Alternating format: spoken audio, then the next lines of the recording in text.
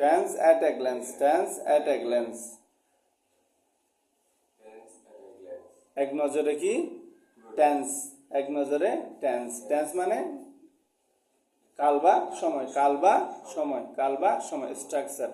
আমরা অনেকেই কি করছি, এই নিয়ম পড়ছি কিনা, subject plus verb plus object, এইভাবে হিসাব করে কি করছি, প্রেজেন্ট ইনডিফিনিট, তারপরে কি present continuous, present perfect, present perfect continuous, এইভাবে পড়ছি না।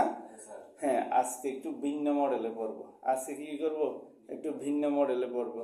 সেটা হচ্ছে যে কি, আমরা ওই একই জাতীয়গুলো একসাথে নিয়ে আসবো, একই জাতীয়গুলো কি করব, একসাথে নিয়ে আসব। সেই হিসাবে আমরা কি জানি, indefinite, continuous, perfect, perfect continuous, চারটা আছে না।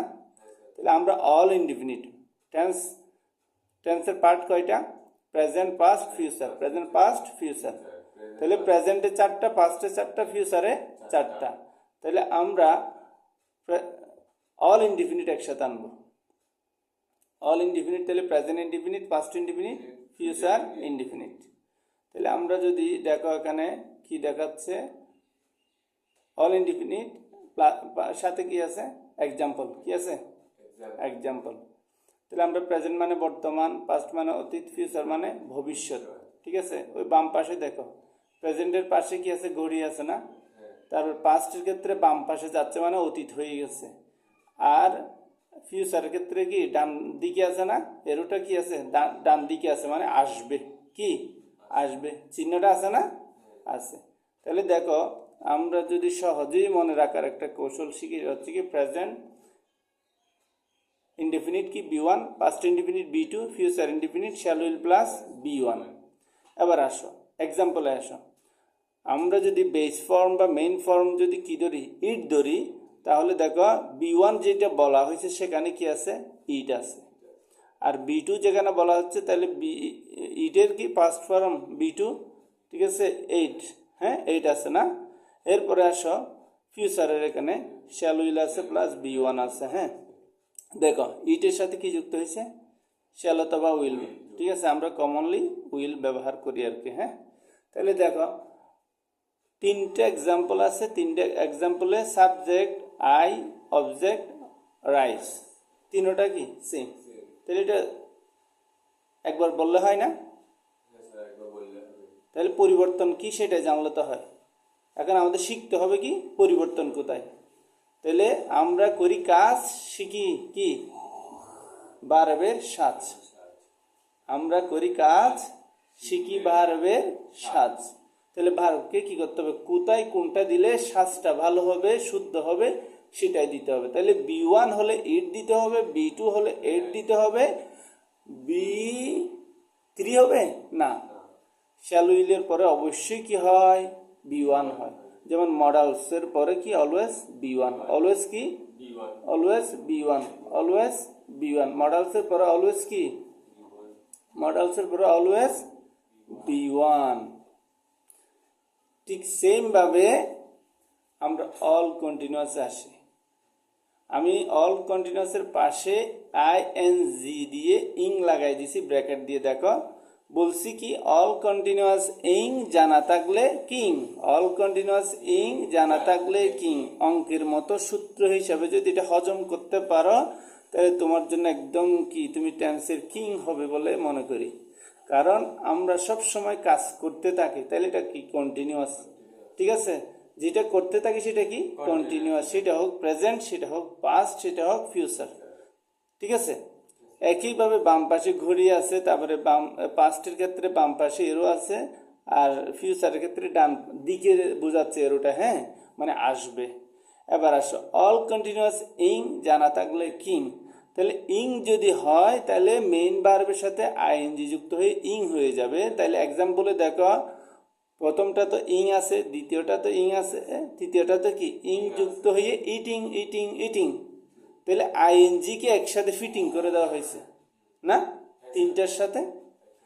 তারপরে তাহলে আমরা যদি অল কন্টিনিউয়াস ইং জানা থাকলে কিং যদি পড়ে ফেলি, তাহলে আমাদের অর্ধেক কাজ শেষ।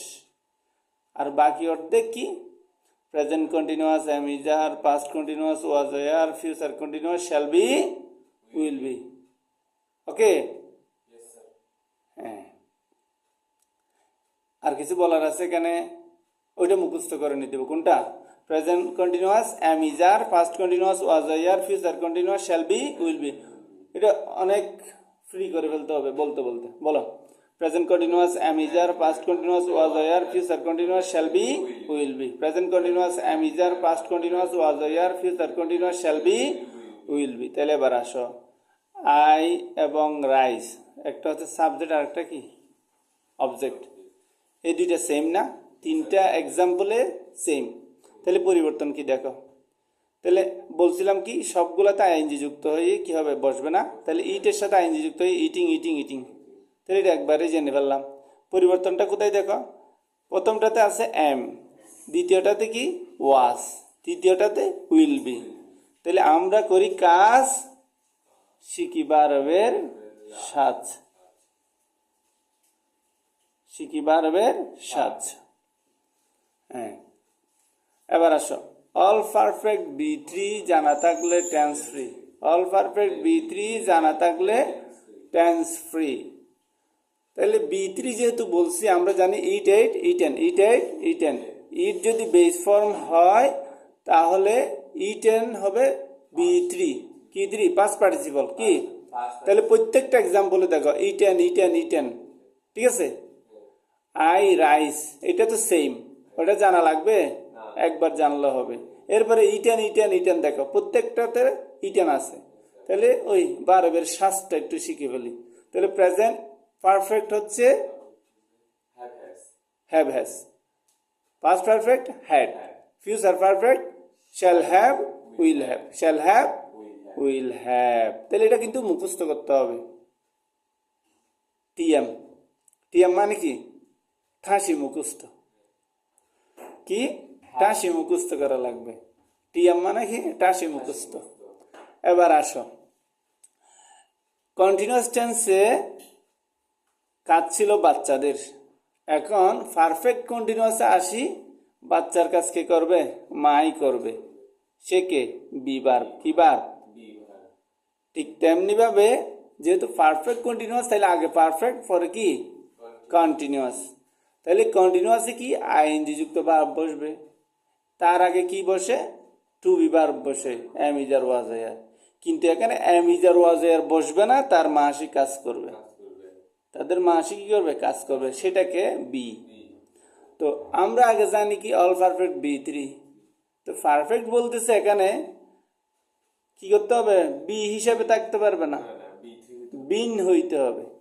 কারণ আমার এখানে আসলে বি3 নিয়মটা ফলো করতে হবে, এই জন্য বি কি হয়ে যেতে হবে? বিন। আর আমরা বাংলায় বিনকে কি বলি? পাত্র বলি। কি বলি? আর যেখানে ডাস্ট রাখি সেটা বলি কি? ডাস্টবিন। আর এমনি পাত্রকে বলি কি? বিন। যে কোনো কিছু রাখা যাবে। সেই হিসাবে আমরা মনে রাখবো যে কি আমরা তো কন্টিনিউয়াসে পড়ছি, পারফেক্টে পড়ছি, জাস্ট দুইটাকে বি ভার্বকে বিন বানাই দিয়ে মাঝখানে রাখবো আর দুইটা অ্যাড করে দিব। আগে হবে প্রেজেন্ট পারফেক্টের হবে কি? হ্যাভ হ্যাজ, সাথে বিন, তারপরে ইটিং, হয়ে গেছে কি? ফিটিং না? তাহলে প্রেজেন্ট পারফেক্ট হয়ে গেল কন্টিনিউয়াস, প্রেজেন্ট পারফেক্ট কন্টিনিউয়াস। তারপরে আসো পাস্ট পারফেক্ট, হ্যাড বিন, তারপরে future perfect will have been অথবা শ্যাল হ্যাভ বিন। তাহলে আমরা যদি একটু এক্সাম্পলগুলো দেখি, I have been eating rice, I had been eating rice, I will have been eating rice. হয়ে গেছে ভালো মতো সাইজ, ঠিক আছে। এরপরে আসো সিম্পল ট্রিক। অল কন্টিনিউয়াস ইং জানা থাকলে কিং, অল পারফেক্ট বি3 জানা থাকলে টেন্স ফ্রি। এখানে একটা উল্লেখ করা যাবে এখন, সেটা হলো আমরা এইভাবে বলতে পারি ফিউচার যেখানে শ্যাল উইল সেখানে, ফিউচার যেখানে শ্যাল উইল সেখানে, ফিউচার যেখানে শ্যাল উইল সেখানে। তারপর আসো কুইক রিমেম্বার, একটা কথা আছে দেখো ওই যে লিখা, বি1 মানে বেস ফর্ম মানে মেইন ফর্ম, ভার্বের কি ফর্ম? Main form. বি মানে ভার্ব, 1 মানে প্রথম, ঠিক আছে না? ফার্স্ট। তাহলে বেস ফর্ম, বি2 পাস্ট ফর্ম, বি3 পাস্ট পার্টিসিপল ফর্ম। আবার যখন বি এর সাথে আইএনজি যুক্ত হয় তখন এটা প্রেজেন্ট পার্টিসিপল হয়েছে কি হয়ে যায়? হ্যাঁ, এবার নিচে একটা কথা আছে, practice makes perfect, concept makes confident, no more নাও।